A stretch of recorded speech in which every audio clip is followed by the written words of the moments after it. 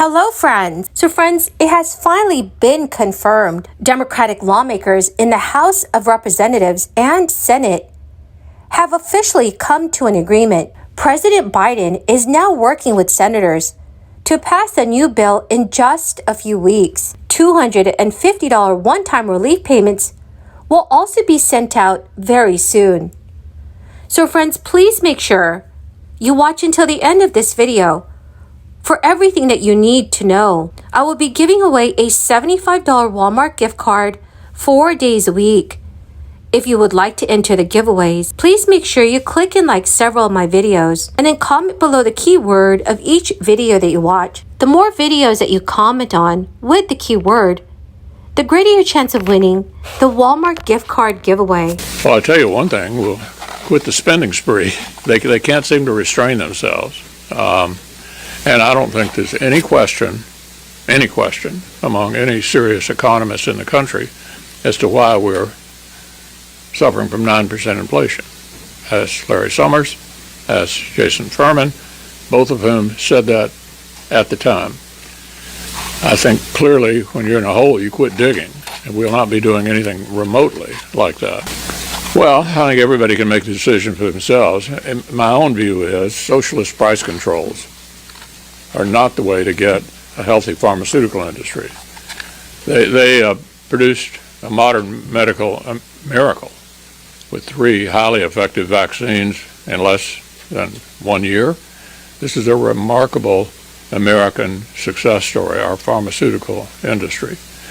And I don't think socializing prices, that is, putting the government in charge of this, is a way to continue the kind of healthy, effective pharmaceutical industry that saved the lives of millions of Americans. And most experts think that to the extent that Democrats have decided to push ahead on restraining pharmaceutical prices and extending health insurance subsidies for millions of Americans. Senate Majority Leader Chuck Schumer affirmed this decision today, backing President Biden's call for his party to pass a slimmed-down economic package and effectively concede to a pivotal senator. Lawmakers are now aiming to draft the bill and approve it over unanimous Republican opposition. The passage would give the Democratic Party an achievement ahead of the November voting, in which Republicans seem on track to win majorities in the House and perhaps the Senate. Senator Chuck Schumer told reporters, "This is something we've waited for a very long time. It's going to be a major accomplishment to help people bring down inflation." Senator Joe Manchin has once again forced his colleagues to narrow the bill's size, this time making it less likely that the bill will combat climate change. Such initiatives are a passionate goal for younger and progressive voters who are showing signs of souring on Democrats for their inability to pass strong legislation curbing carbon emissions that warm the planet. President Biden has said he will take executive action to address the environmental issues, and congressional Democrats are urging him to do that aggressively. Senator Martin Heinrich and other Democrats have said that Joe Manchin's views on climate are out of sync with the party. Senator Heinrich questioned last week whether Manchin was one of Congress's most conservative and fossil fuel-friendly Democrats and should remain as chairman of the Senate Energy and Natural Resources Committee. Senator Heinrich said this week, "It is not fair to string people along for a year and not come to a conclusion." He has also criticized Senator Manchin for forcing Democrats to dramatically shrink the economic legislation. Joe Manchin's backing is needed for his party to prevail in the 50-50 Senate, along with Vice President Harris's tie-breaking vote.